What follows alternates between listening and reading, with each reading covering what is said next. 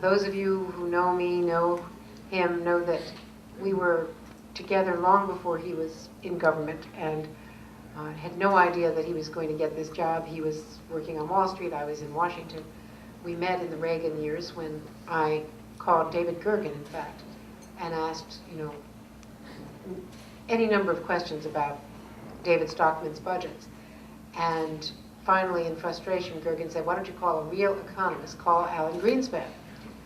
And I said, who is Alan Greenspan?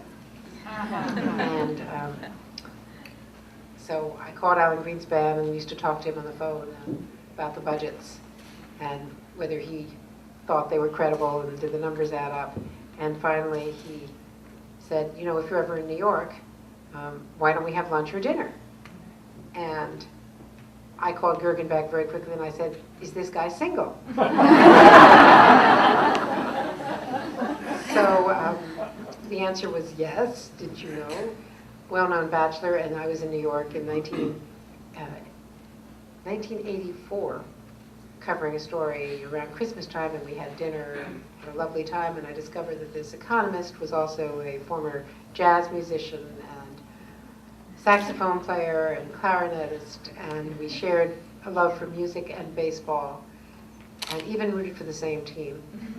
And so it was not what we expected when in 1987 Ronald Reagan nominated him for the Fed. It's been 18 extraordinary years. We have managed to avoid conflicts of interest by, well, first of all, if any of you have watched his testimony, figuring out what he is saying is a challenge.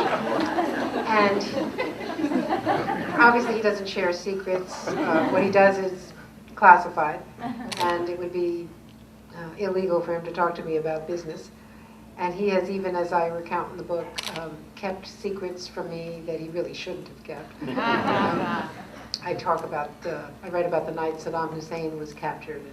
We were out at a Christmas party and he was off in a corner acting very jolly, and got in the car and I said, what was that all about? And he said, oh, nothing. And we got home and it was Saturday night and we were having Fed governors over for a Christmas reception the next day, and I knew I had to cook and straighten up, so I said, well, you go to bed, I'll stay up and set the table and do the flowers and get a head start on tomorrow night. And the dog didn't tell me to go get some sleep because it was going to be a big day the next day. And so I got to bed around 1 in the morning, and at 5 a.m. the phone rang, and it was NBC, Sunday morning, saying, there's an Iranian news service report that Saddam Hussein has been captured. Can you confirm that? And I turned to Alan and I said, is that what you were talking about last night?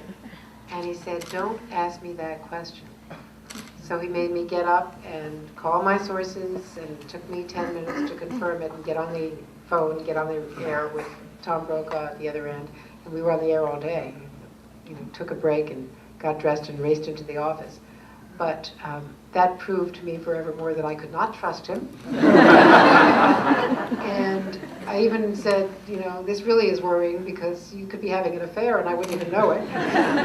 But it's obviously it's worked, and we've been really blessed and very excited about the future and about the next chapter, whatever it's going to be, because clearly he's used to a fairly fast pace and is going to want to do something else.